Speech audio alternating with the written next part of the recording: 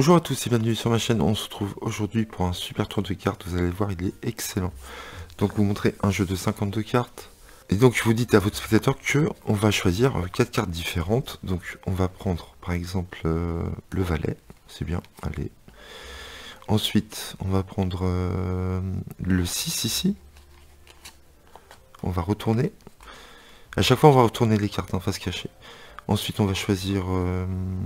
qu'est-ce qu'on pourrait choisir comme carte? Le 6. Ah non, tiens, on va prendre le roi. Allez, on va prendre le roi. Donc on va mettre ici, face cachée. Et on va prendre une dernière carte. On va prendre le valet ici. Ok. Et donc vous sortez les 4 cartes ici. Et vous allez les mélanger. Et vous allez demander au spectateur de toucher une carte. N'importe laquelle, ou alors il a choisi. Donc imaginons, il touche cette carte-là. On la retourne. On arrive sur le roi de pique, ok. Et ce qui est fort, c'est que si on prend le roi de pique et qu'on touche cette carte-là et cette carte-là avec le roi de pique, comme ça, toutes les cartes se transforment en roi. Nous avons les 4 rois ici, comme par magie. C'est vraiment très bizarre. Donc on se retrouve pour l'explication de ce tour. J'espère que vous avez aimé. Donc on va faire plusieurs switches dans ce tour. Vous allez voir, c'est très simple, il n'y a rien de compliqué. Donc vous allez prendre 4 rois par exemple, vous prenez ce que vous voulez, moi je préfère le faire avec 4 rois. Donc vous allez prendre par exemple le roi de trèfle ici, et vous allez le mettre à peu près vers la fin du jeu. Et surtout, pour le premier roi que vous allez placer, donc qui sera en dessous du jeu, vous allez prendre une autre figure, donc soit la dame ou soit le valet de trèfle, le même index que le roi de trèfle ici, vous verrez pourquoi c'est important. Ensuite vous placez vos rois où vous voulez, donc peu importe où vous les mettez dans votre jeu. Ici. Donc on va devoir switcher des cartes comme je vous ai dit. Donc la manœuvre consiste à montrer une carte, on va la retourner, mais en fin de compte on va retourner une autre carte. Donc c'est très simple. Par exemple vous dites on va prendre le valet ici. Et quand je vais prendre le valet, en fin de compte, je vais le retourner ici, je le retourne ici. J'ai pas pris le valet, en fin de compte, j'ai pris un roi. Donc vous allez voir, le switch est très facile. Donc quand vous montrez le valet ici, vous séparez. En fin de compte, au lieu de prendre le valet, ben, tout simplement, vous allez prendre 2 cartes. D'accord, tout simplement. Donc je ne vais pas prendre une carte et retourner, mais je vais prendre 2 cartes, tout simplement. Et je vais retourner. Et donc le spectateur pense que j'ai pris le valet, et en fin de compte, j'ai pris le roi. Et donc ce qui est très important, c'est que quand vous allez montrer vos cartes au spectateur, par exemple le valet de trèfle, vous n'allez pas dire valet de trèfle, vous allez dire juste la valeur de la carte. Et vous allez voir pourquoi, c'est très important après. Donc le souci, c'est que si on prend les 4 rois et qu'à chaque fois on retourne ici, on risque de voir à chaque fois des rois. Alors on est censé prendre d'autres cartes différentes. Et donc pour pallier à ça, vous allez voir, l'idée est géniale. On va juste, comme je vous ai dit, placer une carte ici, devant le roi de trèfle. Vous allez voir pourquoi. Donc c'est parti, vous dites au spectateur, nous avons un jeu de 52 cartes et nous allons sélectionner 4 cartes différentes. Et donc ce qui est important pour ne pas flasher le valet, donc vous séparez ici, vous prenez les deux, ici. Le valet est ici, donc si je retourne, vous voyez, on risque de voir le valet. Ce qu'il faut faire, c'est juste ramener la carte un tout petit peu comme ceci. Voilà. Et vous continuez. Vous n'égalisez pas les cartes ici, puisque si vous égalisez, et que vous montrez à nouveau les cartes, on pourrait voir le valet. D'accord? Donc il faut laisser les cartes comme elles sont. Donc je vous montre. Vous dites, on va prendre le valet. Vous prenez les 2 cartes, vous retournez, je décale un peu ici, et je laisse les cartes telles qu'elles sont, d'accord? Et je continue. Donc là, le valet, on ne peut plus le voir, puisqu'il est caché maintenant. Ensuite, vous allez à votre deuxième roi, donc vous continuez à éventailler, comme ceci. Vous voyez le deuxième roi ici. Vous séparez à la carte d'avant, comme d'habitude, et vous dites, on va choisir le 6. Et comme d'habitude, vous ne dites pas le 6 de pique. À chaque fois que vous allez nommer une carte, vous nommerez que la valeur, d'accord? Et donc pourquoi on a mis un valet avant le roi? Pourquoi on a mis une figure? Puisque là, quand on va prendre le 6, en fin de compte, on va prendre le roi, et qu'on va retourner, il y a un roi ici. Et normalement, il devrait y avoir le valet de trèfle ici, d'accord? Et donc c'est pour ça qu'on a mis une figure avant le roi.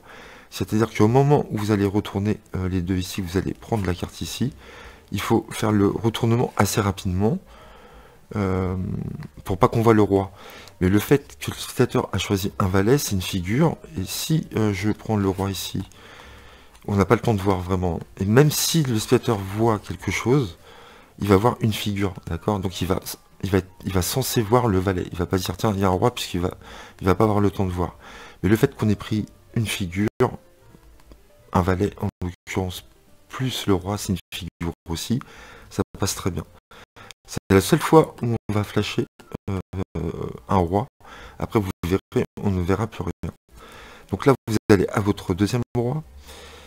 Vous êtes ici, donc vous arrêtez à la carte d'avant et vous dites on va choisir le 6, d'accord? Donc vous faites votre retournement, votre change, vous prenez les deux cartes, hop, vous décalez et vous mettez ici. Et je vous promets que si vous le faites assez rapidement, on n'a pas le temps de voir que ici c'est un roi de trèfle, d'accord? Donc vous dites on va choisir le 6, d'accord? Vous retournez ici, voilà. Et vous mettez bien cette carte-là, essayez de bien la mettre, de bien l'égaliser, d'accord? Donc là, on a deux rois, d'accord? Et vous allez voir, on va cacher le roi de pique avec la prochaine carte. Donc là, vous allez chercher votre troisième roi, qui est ici. Vous séparez la carte d'avant, vous dites on va prendre le 2, et là vous changez d'avis, vous dites ah bah non finalement, allez, tiens on va prendre le roi, et vous le retournez comme ça. Et vous le mettez en dessous les deux cartes. Ce qui fait que là, quand on va prendre la quatrième carte, quand on va retourner, et ben on va voir, vous cachez bien, normalement ça cache les deux. On va voir que le roi ici, qui va cacher, en fin de compte, le roi de cœur cache le roi de pique ici. Ok. Et là, vous allez chercher votre quatrième carte, ici. Donc là, vous dites, on va prendre le 4, vous dites pas le 4 de trèfle, hein, et pareil, vous prenez les deux cartes, ici. Donc là, on voit le roi de cœur, puisqu'on le voit ouvertement, mais on l'a choisi juste avant, donc tout se tient, mais cette carte-là, on va pas la voir. Hein. Là, vous retournez, et pareil, vous mettez en dessous. Ok. Et vous égalisez et vous prenez les 4 cartes ouvertement. Vraiment, vous les prenez ouvertement comme ceci. Donc là, il n'y a pas de triche, pas de change. Le change, on vient de le faire juste avant. Et là, c'est super puisque le spectateur, alors il va pas trop se rappeler des 4 cartes puisqu'on n'a pas nommé les index. Donc c'est plus difficile pour lui de retenir. Et je vous promets qu'à ce moment-là, les spectateurs, la plupart du temps, ne se rappelleront pas des cartes que nous avons choisies. Et donc là, vous vous demandez au spectateur de choisir une carte ou de toucher une carte, donc forcément il va toucher un roi. Il choisit une carte au hasard, vous la retournez, vous dites ok, vous avez choisi un roi. Pour lui c'est normal, on a choisi un roi tout à l'heure. Et donc vous prenez le roi et moi ce que j'aime bien faire, je dis voilà, si je prends le roi et que je touche cette carte là, cette carte là, cette carte là, que je fais ce mouvement là, instantanément les cartes se transforment en roi. Et là vous sortez de la famille des rois. Et là je vous promets que c'est très impressionnant. À ce moment-là, le spectateur pensait qu'il y avait 3 cartes différentes, puisqu'on les a choisis ensemble. Du moins, vous l'avez fait devant le spectateur. Il ne peut pas s'attendre à 3 rois ici.